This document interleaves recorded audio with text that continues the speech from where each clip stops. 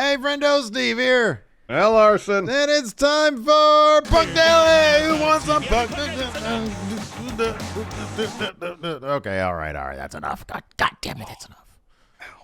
Oh, appropriate, Larson, that you just injured your neck doing some Punk Daily slam dancing, some straight edge dancing, if you will, because, oh boy, it's going to break the hearts of CM Punk fans everywhere when you find out that CM Punk is not, in fact, in talks with WWE. What's the latest on this, Larson? I wish I had the cartoon horn sound effect to play right there. That's the one. So, of course, let's revisit late last week. I think it was in the newsletter. Meltzer reported that CM Punk had every intention to return to WWE and that there were talks between Phil and the company about a potential reunion.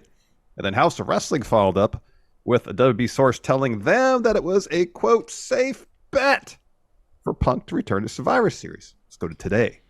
Fightful Select reports that sources high up within WWE told them that any news concerning CM Punk signing with WWE is false and that they are not in talks with Punk about a potential return.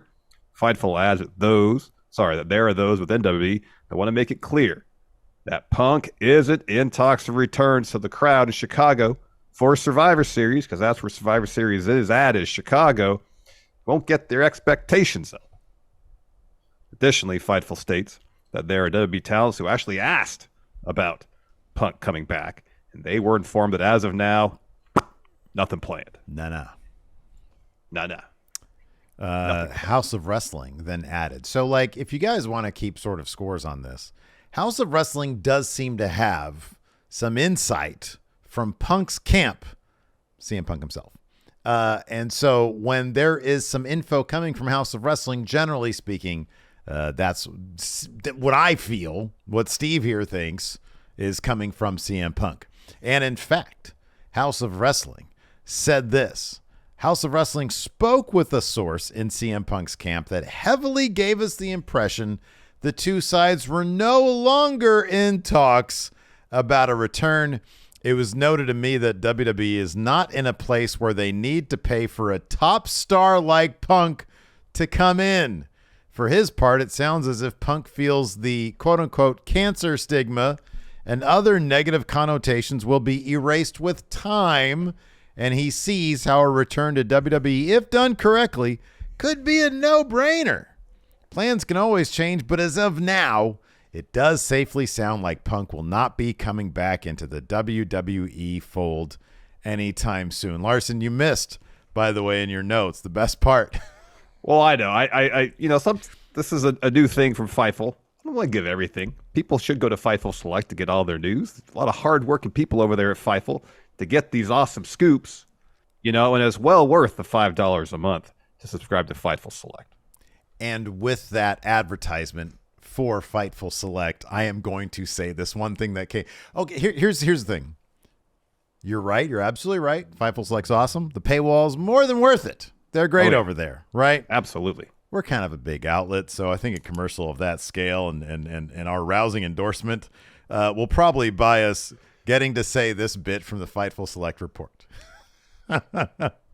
With regards to all the clues of Punk's references of Punk's return, the Fightful Select report indicates that the WWE talent said they might. The WWE talent saying, one of the sources he talked to, saying that might even be they might be doing it to get under CM Punk's skin.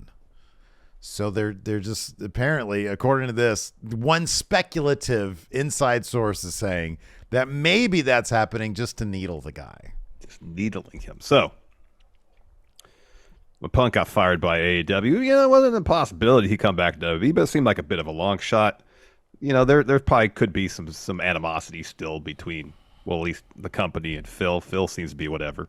He's willing to go back. The tribal chief evidently had problems with him. He's on record as saying that. But he'd also went on record saying that he'd be willing to work with them. Yeah, that was. But this is the thing, and I think the thing here that House of Wrestling talks about, where WWE is not in a place where they need to pay a lot of money for someone like CM Punk, so yes, I know CM Punk, he comes back to WWE. It is something. After almost a decade of being away. Sure, absolutely. The reported, it's been reported extensively, the lawsuit between the company and him over, some of the stuff he said in the Art of Wrestling podcast. It would generate a lot of headlines to have him come back. Yeah, right. That being said, they don't need him. And given what we saw, especially most recently with AEW Collision, it's not like people are going out of their way to watch him on wrestling television. Well, okay, hold on a second there.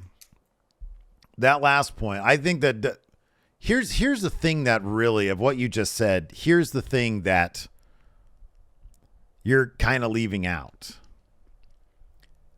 They might not need him, but this is entirely a risk-reward analysis from them. Let me ask you this hypothetical. If CM Punk found himself out of his contract with AEW, but had a stellar backstage reputation with no issues whatsoever. Well, I did leave out that he had issues. I mentioned that. I wasn't slamming you. Just in that last little thing. They don't need him. They would totally take him, just like they just took Jade Cargill, just like they took Cody Rhodes. They didn't need Cody Rhodes. They saw an opportunity. Like, oh, we can use this.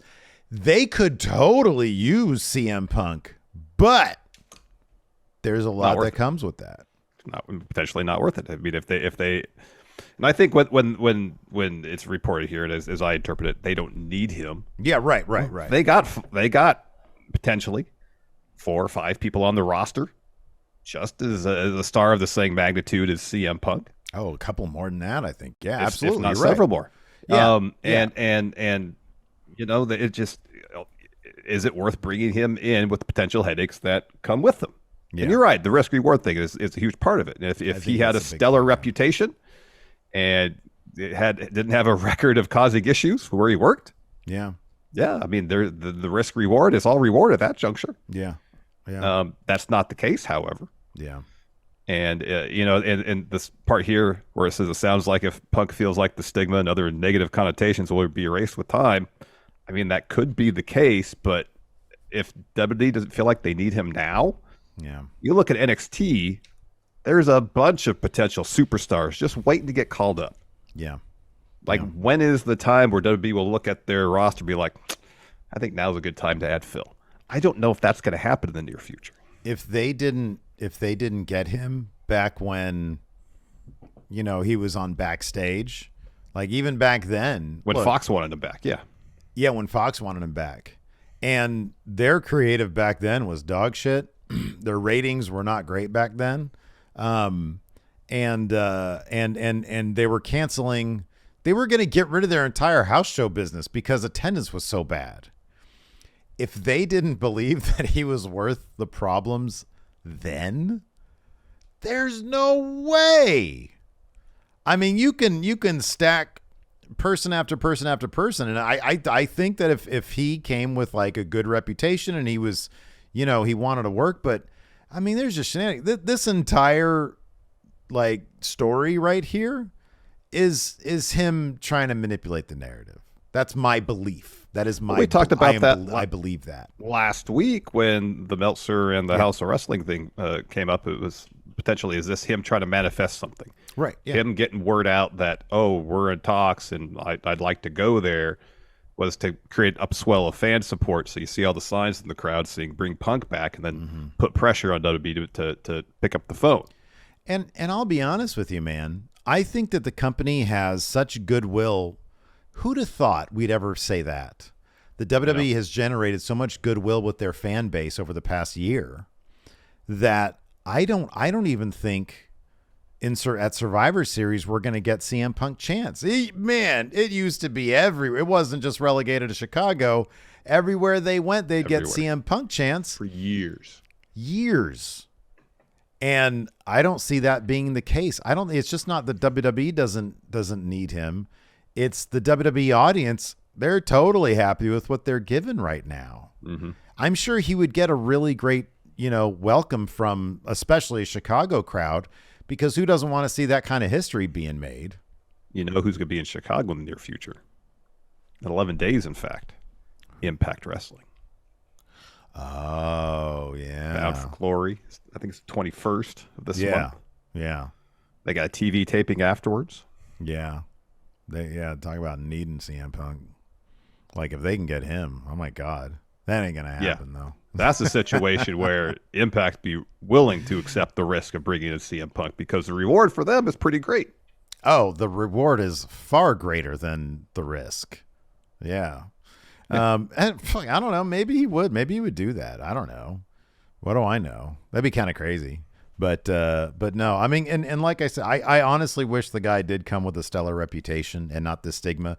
I have said this before. I enjoyed his work much of his work in AEW.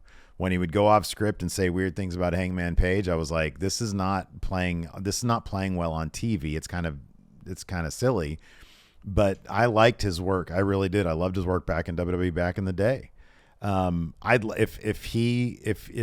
WWE wanted to bring him in, I'd go into it with an open mind. But there are just too many weird things happening at AEW with him. So, it feels like he sort of made his own bed here, you know. Yep. Speaking of AEW Dynamite's on tonight, Tuesday rather than Wednesday, due to Major League Baseball playoff. Time shift. Yes. So, of course, it's going head-to-head with NXT tonight, and NXT has got this loaded show. Absolutely loaded show. Have you been paying attention to the discourse on social media? I try not to be perfectly honest. Smart move, my friend. So, tonight's NXT, we got appearances from John Cena. Steve's favorite person in the entire world, Cody Rhodes. Oh, man, I'm about to go pick up my kid. Unfortunately, it's not going to be Cody Rhodes coming out of that classroom today, Larson. It's going to be Alabama. Asuka will be in action. Paul Heyman's going to be there. Maybe The Undertaker. They teased The Undertaker with the gong at the end of the promo for the show. So anyways, recent report, House of Wrestling gives us possibly the reason why Heartbreak, Shawn Michaels, Triple H are going all out for tonight's NXT. That's what House of Wrestling had to say. Quote, House of Wrestling spoke with the fired-up WWE source close to NXT this morning who said tonight will be a very clear example of how and why WWE is WWE and why AEW has a long way to go. They discussed how they felt AEW had been lulled to a false sense of reality that they were somehow an industry leader by continuing to beat WWE's number 3 brand in viewership. It also sounds as if there are lingering tensions from the infamous Wednesday Night Wars with the idea that Tony Khan could have run Dynamite on Thursdays, and the two never would have gone head-to-head, with Levesque now squarely back control of WWE Creative and Michaels taking pride in being the best. It was said Khan, quote, poked the wrong ones at the wrong time. In fact, this is all happening on Khan's 41st birthday. It was also pointed out to me, again, this is Nick Houseman, not Larson, with it sounding like WWE NXT is fine, spoiling his party. I believe, and then he took to Twitter and he posted there was like an image that says "bald assholes." That was Tony Khan's response to Triple H and HBK. Yeah, to the story. Yeah, you're right. Yeah, to the story. Yeah, this is all very petty, kind of hilarious. Yeah, I think it's really silly that WWE would find the need to use tonight to do anything but needle him. You know, like. What more do they have to prove? They're worth what, $10 billion under Endeavor? Yeah, the market cap's pretty high. They're the hottest they've been in decades. Maybe. Like, what else do they have to prove? I know. I mean, it's good for a gag. It's like, oh, they're going to be on Tuesday nights. Let's have some fun with this and load it up. And it gets everybody talking. And hey, here's another thing. This isn't Tony Khan's decision to have Dynamite on a Tuesday. No. This is in contracts. These are like massive contracts that Warner Brothers Discovery has with Major League Baseball to air these playoffs. That's why it's getting preempted, because TBS is spending a ton of money to air these baseball playoffs. They weren't spending a ton of money on these playoffs. Dynamite would be on tomorrow. I know. Yeah, this isn't like Tony Khan's like, I'm going to go head-to-head with NXT tonight.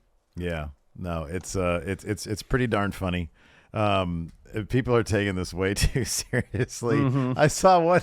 I'm not even going to mention him, but he's in the media community. He said something like AEW already won because this shows that WWE is scared of their competition. I'm like, what? That's a bit of a, and I don't know, maybe he just said it for the engagement. People do that these days, but it's like, where are you getting that from? Like, this just seems like, hey, let's fuck with them a little bit. Like, it's NXT. It's like the expendable one. Here's probably the primary reason they're loading up NXT to take on Dynamite. They want to show that if they load up the show and they get the numbers up, guess what that's going to do?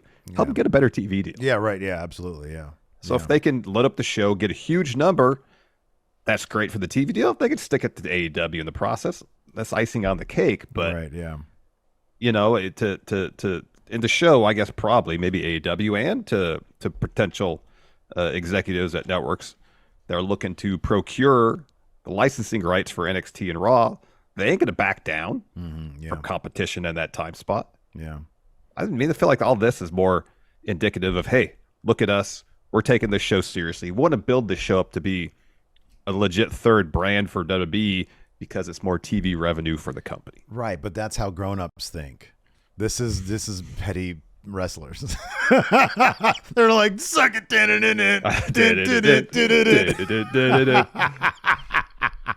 They got some glow sticks for this, huh? Yeah, man. Put them up like this. I'm surprised they're not going to open the show, DX. That'd be hilarious. Anyways, one quick last word here from the game himself, Triple H. He's called into this Zoom call just to talk about this Tuesday Night War, Larson. I didn't have any notes for that. Real quick. It's on your notes. It's there at the bottom. There we go. Hello, hi, how's it going? It's the game, Triple H. I'm so bricked up right now. I'm so excited about to blow AEW out of the water. I'm literally engorged. It's my penises. Do you want to see it? Not at all, though. No, I'm not going to show it to you. I'm not wearing pants, though. What do you think's happening over there at AEW? Are they going to put Edge on there? They can't even say his name, Edge. There's Adam Copeland. Talking about Adam Copeland. I wonder if he's going to open the show, his match with Luchasaurus. A lot of copium happening over there. They got to, oh man, they're coping with this. Let me tell you what. Luchasaurus is going to do the dinosaur guy. That's his first match? Yeah. All right. Yeah. What else is happening? Well, it's part of the story. I don't know. I don't have the preview in front of me. Oh, okay. It doesn't matter. NXT is the main event. WWE is the main event. Global localization everywhere. Call me a bald asshole. He's an asshole. He's gonna look like an asshole. I tell you what. Anyways, wow. I gotta go make the media rounds because everybody wants to talk to the game. I have been knighted by Endeavor. Game out. Did that enlighten you at all? He's basically doing a victory lap before. Bad move. The AEW hardcore, the Utah heads might come out. They want to eat. They're hungry. By the end of the night, you know what we might see on the social media? Ooh. Oh, the Tony Pizza guy gonna bust out the little piece of video. AEW wins again. That could be. Anyways, let us know what you guys think about all this stuff in the comments below. And tomorrow, I think NXT won our poll for what we're going to review NXT tomorrow. For the first time in months. I know. So we're going to check that out.